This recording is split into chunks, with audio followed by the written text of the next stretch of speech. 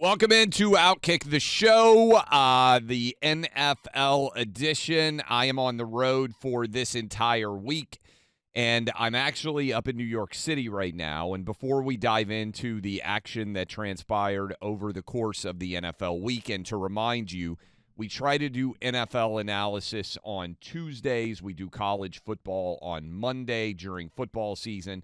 On OutKick the show, as many of you are aware. I'm in New York City right now because tomorrow afternoon I am debating Stephen A. Smith on sports, politics, culture.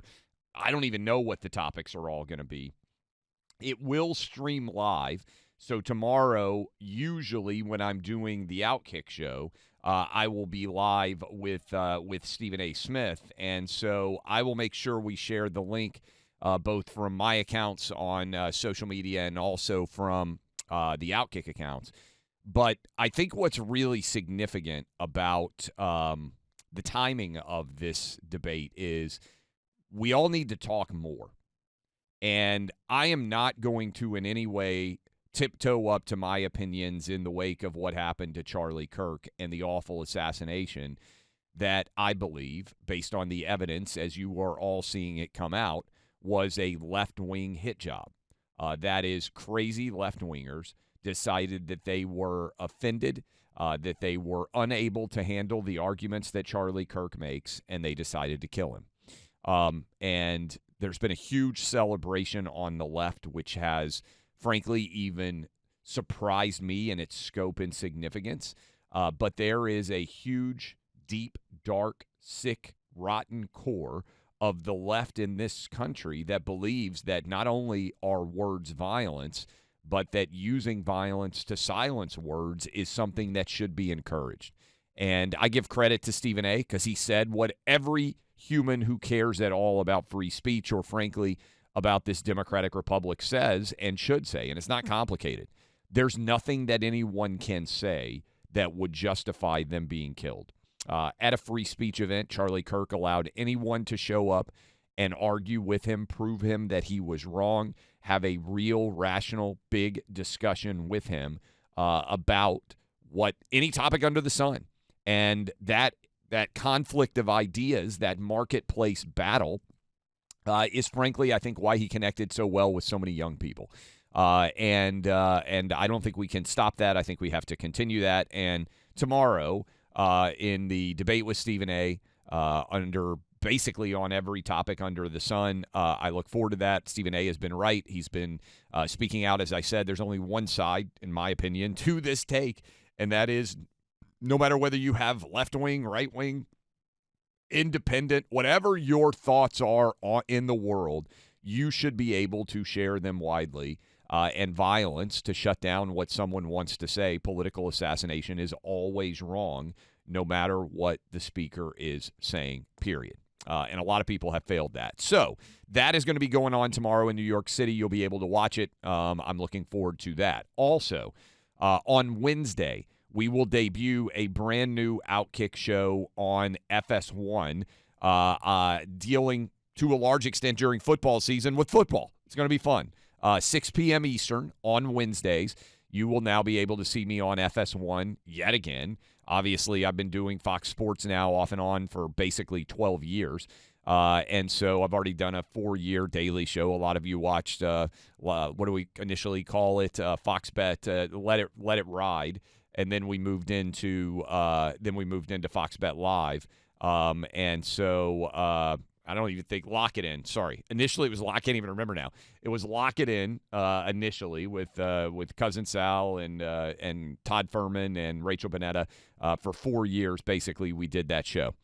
So all of that is going to be being added. Lots of good things in the works. And so tomorrow, Stephen A. Wednesday, new OutKick show debuts on FS1 in the 6 p.m. hour. Will be on every Wednesday. Also, I'll be in studio, probably not a surprise, with a bunch of Fox News shows over the course of the next several days while I'm up in New York City. Also, by the way, I don't know that he watches this all the time, but I know he watches it some of the time. Happy birthday to Lincoln, my 15-year-old. And happy early birthday to Nash. On Wednesday, he will be turning 11. So I got a 15-year-old and an 11-year-old, both having birthdays this week. And so I am super proud of both of those boys and excited about it. Okay, let's dive into the NFL action that was. And I'll have, by the way, a Prize Picks pick for all of you tomorrow. And we'll have you one rolling into the weekend. But Derrick Henry, as I said yesterday on the college football show, managed to fail and did not get us a win there. But I would like for all of you to go sign up for Prize Picks. All you have to do is go to prizepicks.com, use code OutKick. You put in $5.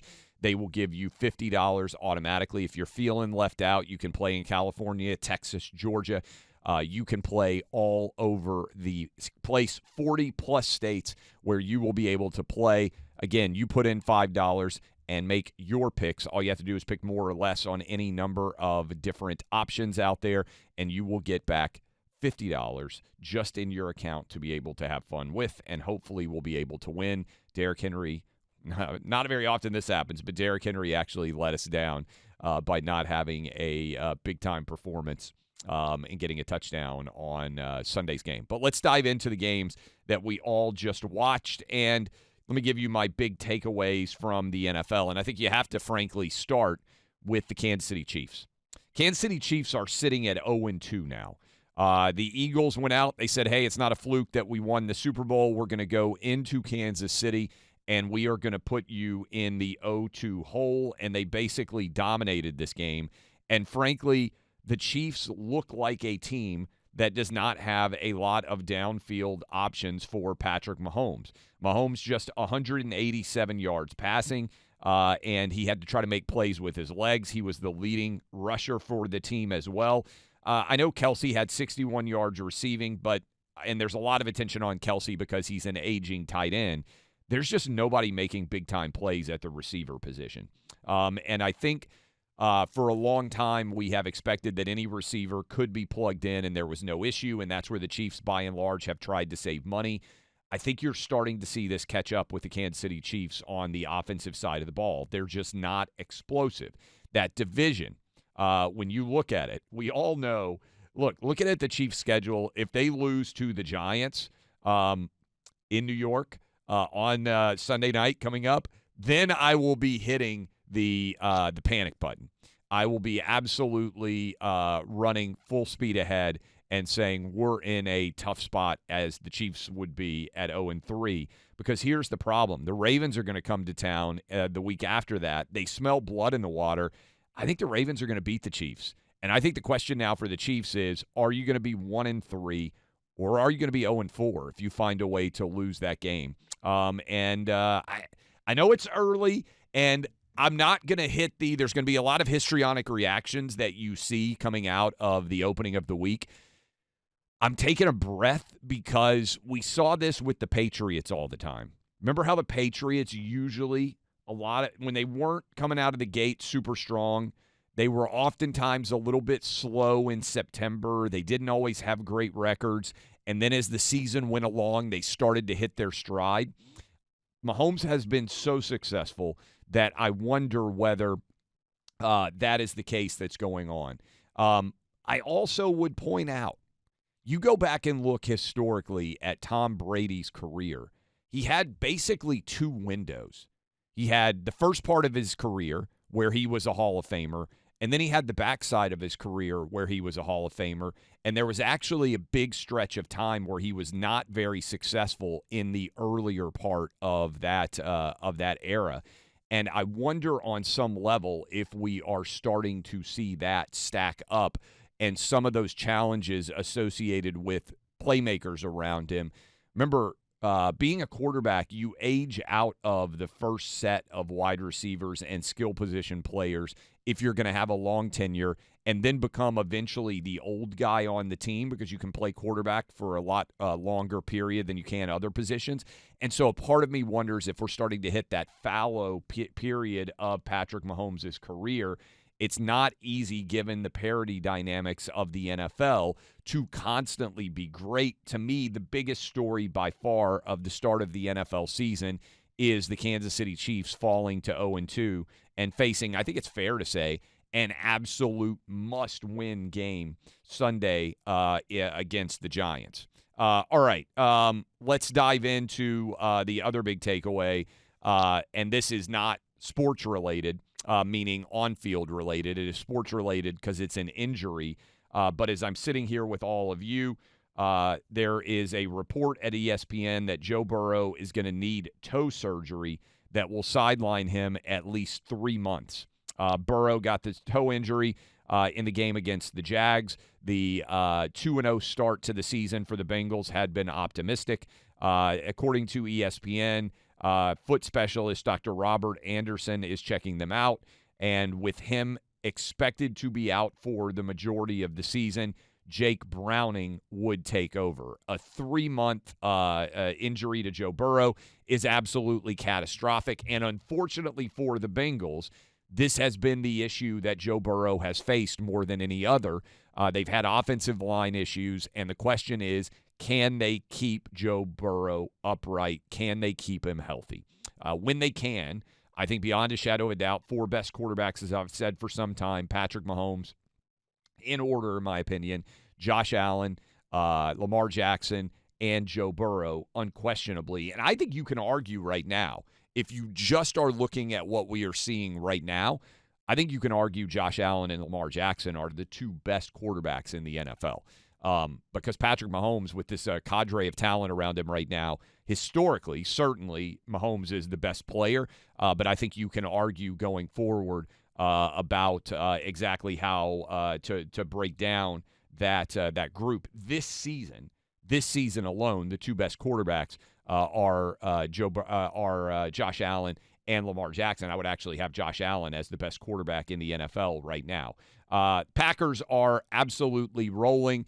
And it looks like they've made the great choice in making the trade with the Cowboys and going and getting Parsons. That was a Thursday night game. We talked about it a little bit, but the Packers look like the class of the NFC North, and certainly the Chicago Bears look like the absolute worst team there.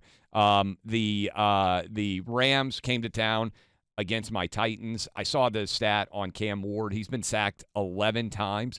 It's the most times a quarterback's been sacked in the first 2 games of his career in the 75-year history of the NFL. This is not ideal. I've said before, I have no idea if Cam Ward is going to be the answer, but I do not trust this Titans coaching staff to put him in a position to win. The Rams come on the road, get the win there. We just talked about the Bengals coming back from behind with Browning to get the win against the Jags, but now if you're a Bengals fan waking up to start the week, you are looking around and saying, well, this season looks very different than what we had hoped it might look like. Again, with the reports from ESPN that Joe Burrow is out for a substantial period of time. Baltimore Ravens get the win comfortably. Again, Lamar Jackson and Josh Allen, 2 best quarterbacks in the NFL so far, and they played that epic Week 1 contest. To me, an interesting report that came out of ESPN that the Ravens were going to draft Shedeur Sanders, but that Shedeur Sanders said, I don't want to be drafted by the Ravens because I don't want to be the backup for Lamar Jackson. Instead, now he is 3rd string for the 0-2 Cleveland Browns, sitting behind Dylan Gabriel. Also, that would largely, I think, square with why Shedeur fell to the 5th round, because I think there was an NFL idea that he was incredibly entitled and didn't have the skill set to back up his entitlement. Bills go out, dominate. I was wrong about this one. Bills completely dominated the Jets. Jets fall to 0-2. Bills, again, my hope is Bills-Lions Super Bowl. I told you that was my prediction before the season started. Give credit to the Patriots. They went on the road. They've had trouble going on the road and winning in Miami for a long time. Mike Vrabel gets his first win as the Patriots head coach. Dolphins fall to 0-2. I think there's going to be a lot of discussion about the future of Mike McDaniel. A lot of money tied up in Tua. Wide receivers, suddenly Jalen Waddle and Tyreek Hill not able to stay healthy. The investment there for the Dolphins to be excellent has not come together like they may have hoped that it would. Again, I just think that the Dolphins are in a really, really tough spot when you can't beat the Patriots in a rebuild mode with your team obviously built around the core that Mike McDaniel's put together. 49ers win another close game. are able to overcome the fact that that they didn't have Brock Purdy. Mac Jones just steps in, proving, I think, what an unbelievable coach Schottenheimer is. Steps in and throws for almost 300 yards, 3 touchdowns. And, I mean, this guy just gets people open. And the 49ers just win. They can plug anybody in, it seems like, and have a high-level offensive performance. I know he hasn't been able to win the Super Bowl yet, but I think there is an argument. I don't think it's a crazy argument. I think the argument out there is who's the best coach. Sorry, I said Schottenheimer. Shanahan, the other guy. Kyle Shanahan, the other legendary last name. That starts with an S and isn't Shula as well. Kyle Shanahan. I think there's an argument that Shanahan is the best coach on the offensive side of the ball in the NFL. Sean McVay certainly would be in that mix. Andy Reid would be in that mix. But what Shanahan is able to do, no matter who he puts in as his quarterback, is pretty impressive. Mac Jones has looked awful. Comes in, throws 3 touchdowns, no interceptions, nearly 300 yards. I know the Saints aren't great. They fall to 0-2, but worth discussing. Game of the day probably was the Cowboys getting the win against the Giants. Cowboys in overtime avoid the 0-2 start. Offensive side of the ball, not an issue so far for the Cowboys. They've tended to perform pretty well. Dak, somewhere around the 10th or 12th, the best quarterback in the NFL. But is he able to take the next step? That has always been the question. I think the answer is no, especially in an NFC East where it looks like the Eagles are going to continue to rule the proverbial roost. Lions, 52. The Lions hung 52 on the Bears. It's so hard to score 50 points in the NFL. The Bears got walloped coming off the collapse that they had against the Vikings. If you're a Chicago Bear fan, I think you look around and say, are we ever going to be any good? The Lions, again, my pick in the NFC to represent the NFC in the Super Bowl. Would love to get the Bills and the Lions in the Super Bowl. I think it would be the greatest matchup the country could ever have. Seahawks get the win over the Steelers. And Aaron Rodgers in Game 2 in Mike Tomlin's team is not the playmaker that maybe we had thought he would be after the Week 1 performance and Week 1 win. And then Sam Darnold, investment out there, relatively affordable to see whether or not he's going to be able to replicate what he did with the Vikings. He was pretty fantastic for the Seahawks as they got the win to avoid going to 0-2. Colts. The renaissance that is going to be out there if he can continue to win. Maybe Daniel Jones is this year's Sam Darnold. Daniel Jones, over 300 yards passing, get the win. I know Bronco fans, there were a lot of questions about the officiating down the stretch, and that turned into a controversy. But the Broncos kind of snatched defeat from the jaws of victory, something I know a little bit about considering what we saw take place in the game for my beloved University of Tennessee Volunteers against Georgia over the weekend. And by the way, starting 11 is up. Everybody can go get that read. Cardinals get to 2-0. Very favorable start to the season for the Cardinals. They get to play against the New Orleans Saints, and then they get Carolina. That's just flat out awful. There was some optimism about Bryce Young. Guy throws the ball 55 times, 328 yards. I just look around. Carolina says we have no idea what we're doing. Kyler Murray wasn't necessarily great, but found a way to get his team to 2-0. And I think if you're a Cardinal fan, you have to be pretty excited about how that season has started. We talked about the biggest story to me, the Chiefs falling to 0-2, but worth mentioning that the Eagles have continued to soar. They are at 2-0. And then Monday Night Football, we are recording this. Sunday Night Football. We are recording this on Monday because the schedule is so busy. So this is Monday morning. Anything else happens in the NFL. Obviously, I'm not even reacting to the doubleheader of Monday Night Football tonight. But the Falcons get the win over the Vikings. And the Falcons get back to 500, as do the Minnesota Vikings. All right. I've got a ton going on.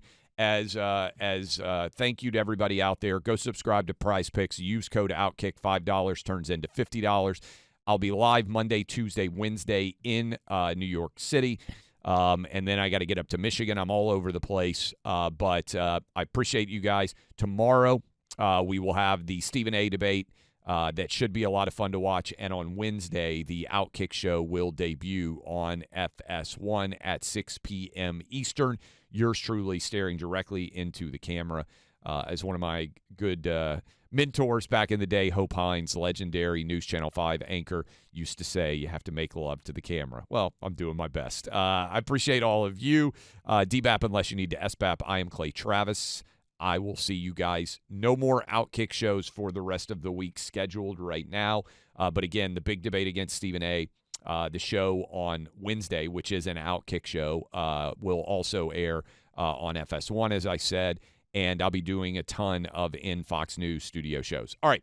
See you guys then. And thank you for being fans of OutKick.